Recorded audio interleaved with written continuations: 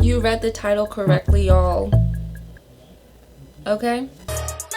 All I really wanna see is the I don't really need a D, I need the all a bad bitch need is the. So you guys, I wanted to make this video because I just feel like there are just not enough women of color talking about money. Society in general is just set for us to fail, and I'm specifically talking about us as Black women.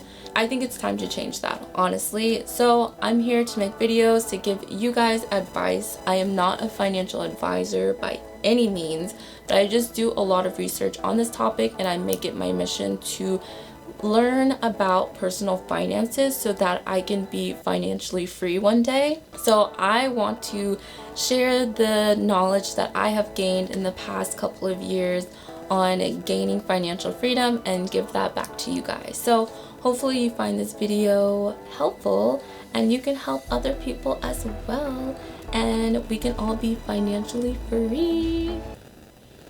Anyway, back to the video. So the first tip, you guys, and I feel like I say this on every video because it is super important, and this should be probably the number one thing in my opinion that you should do just in general to have a good financial balance, I guess, and that is to have 3 to 5 months of an emergency fund. You want this because while you are on your journey to financial freedom, you don't want to be worrying about if you have enough money to cover you for rent, expenses, or if something unfortunate just happens to come up. You want to make sure that you have a good pocket of change saved away that you know that you can go to for in case of emergencies. I mean, it makes sense. That's why they call it an emergency fund, right? I mean, it makes sense. I like to have 3 to 5 months of an emergency fund in a high yield savings account. What do I mean by high yield savings account? You want to find a savings account that is going to give you an interest that is a competitive amount. So obviously Lorona has messed everything up.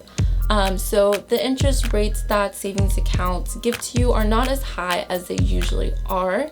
But the bank that I use is Ally Bank. They used to give you like a 2% interest. It has gone down drastically. I'm not exactly sure what the exact interest rate is now.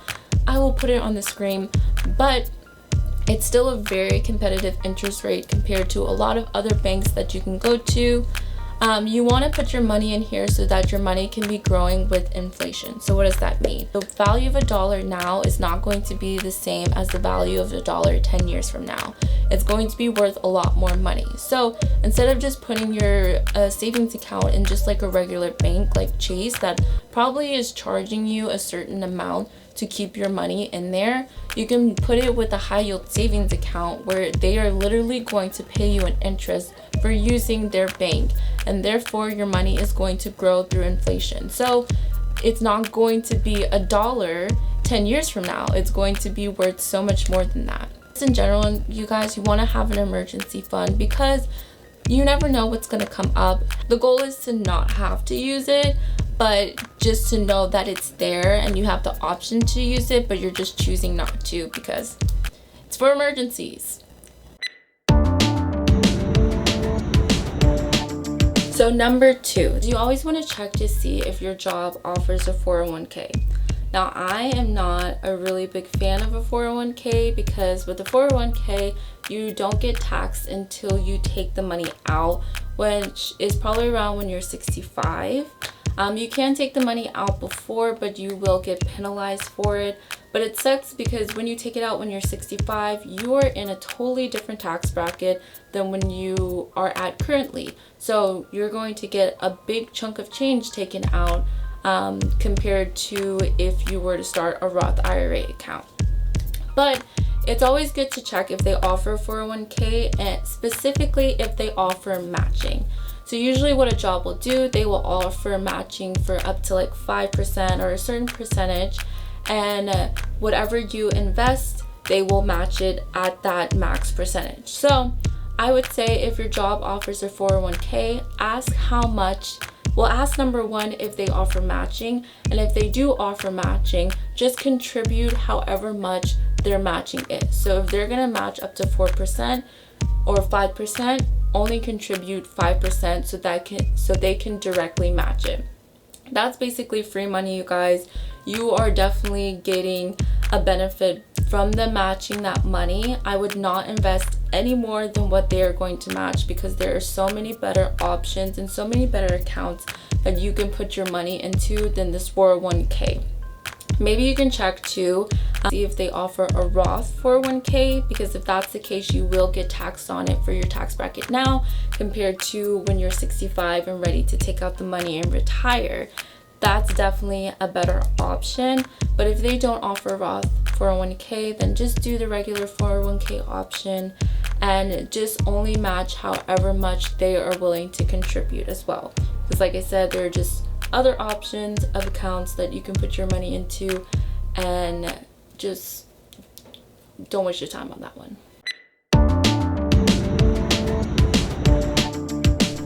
So my third piece of advice is to start a Roth IRA account. IRA account. What is a Roth IRA account? It is a retirement fund.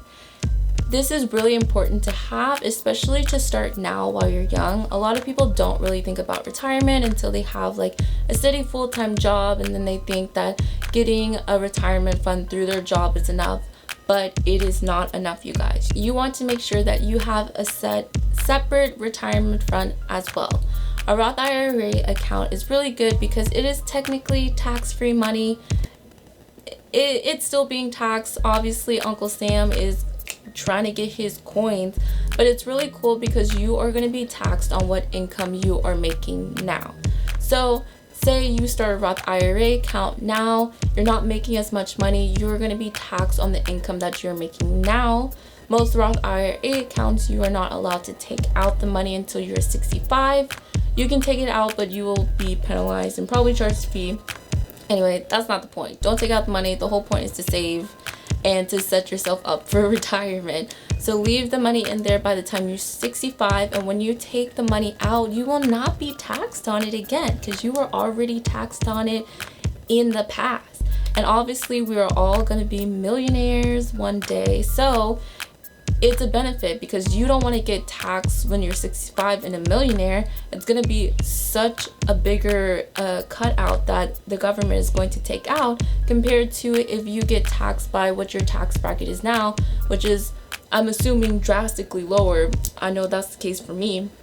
So I would so much rather they take out taxes now with the tax bracket that I'm in now compared to when I'm 65, because I am already claiming that I'm going to be a millionaire and I already know this. So yeah, a Roth IRA is cool because you can max it out $6,000 a year. So try and put at least $6,000 every single year, and you will be taxed on that for the tax bracket you are in now. So once you turn 65 and you take that money out, whatever number you see in there is going to be your money that you are fully getting back. It is not going to be taxed. It is not going to be taxed on the tax bracket that you are at when you're 65. It is going to be taxed at the tax bracket that you are in currently. Yeah, it feels like Inception talking about this, but it makes sense, right? Number 4, which is super important, y'all, and that is to pay off any debt you have. Student loan debt, credit card debt, if you own a house, pay off the mortgage. Obviously that will take some time to do, but pay off any debt you have. The goal is to be 100% debt free, especially if you have student loan debt, especially if you have credit card debt. Honestly, pay that off. You want to make sure that the money that you are making is the money that is actually for you. I started off with $22,000 of student loans at the beginning of the pandemic, and I was able to cut that down to about $7,000 left. And then after that, I am completely debt free, and I'm very excited for that moment. But the mindset that I adopted was that any money that I made within that time is not officially my money, because I owe $22,000 to the bank, to the government. And until I pay that off, the money that I make is not officially mine. Don't hold on to money. If you have monies in your savings account, Obviously, make sure you have 3 to 5 months of emergency funds, but then pay the rest off. Slowly start investing that money into paying off your debt, so whatever income you have after that will officially be your money, you guys. It's so crazy. Like, we don't really think of net worths, like, unless we're like a millionaire or something like that, but we all have a net worth, you guys. We all have a net worth. So if your net worth is a negative number, which is most of us, especially us millennials who are coming out of college and have an extreme amount of college debt, then your net worth is negative. So your goal is to try and get at least a zero net worth, like at least a zero. I was able to get a net worth of like $7,000 in the past year, which seems not very good, but honestly, with the circumstances that most of us are in after college, it's actually pretty good to have a positive balance for a net worth. So think of that. While you're paying off your student loans, you're trying to get your net worth to at least zero, like borderline, and then you can start growing your money from there. But all the money that you get from then on is not your money, because you are in a deficit. You owe someone else a certain amount of money, and you cannot be financially free until you pay that off. Number 5 tip is to get credit cards, you guys. I know there are some people out there who believe in not having credit cards, believe not having debt, blah, blah, blah. Honestly, credit cards are very helpful, okay? I have been able to travel to a lot of different places without spending a dime because I've used points that I've gathered from credit cards. Number 1, credit card is good because it helps build your credit. If you do not have any bills to your name, or if you have a zero credit line and you want to buy a house someday, you're gonna have to have some type of credit. So getting a credit card is a great way to start that journey. My first credit card was the Discover It card, and I still have this card today, and I was able to start my credit journey that way. I got it when I was in college. I barely ever used it, but I was beginning to start my credit journey with having it and just putting small payments on there and directly paying it off. Of course, credit cards can be very toxic. Yes, can be very toxic, but as long as you are responsible with how you use your credit card, so that's putting small purchases on there and directly paying it off right afterwards, not leaving a balance on that credit card, then you can find different perks that you can benefit from actually having a credit card. Credit cards are also good because you get a bigger credit line. So the more money that you have under your name, the more other people who are checking your credit are gonna see, and they're gonna see you as a reliable person, especially if you pay all your bills on time, if you pay your credit card off on time and keep your credit card utilization low.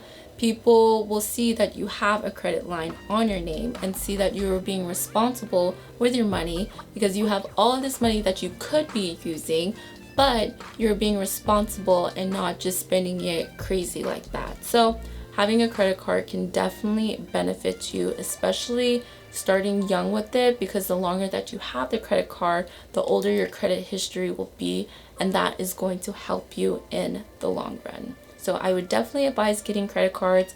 I would recommend using the Discover It card first, or maybe like an Amex cash card. That was another card that I got at a very young age to kind of start myself in the credit journey.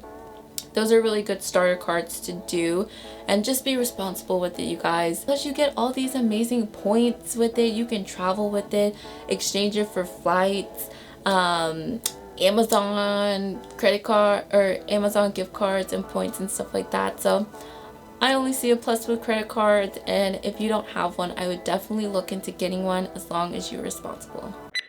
Alright, you guys, that is all the tips that I have for you this week. This was part 1 of the video. Make sure you check out for Wednesday, what day of the week is it? Sunday. Make sure you check out Sunday for part 2 to come out, and hopefully you find this helpful. Comment down below what was your favorite advice, or what's an advice that was new to you that you weren't really sure about. we will be definitely making more financial advice for us women of color, because we need to talk more about money, and it should be a common thing. We need to help build each other up here in this community that is trying to build us down. So talk to you next week, and take care.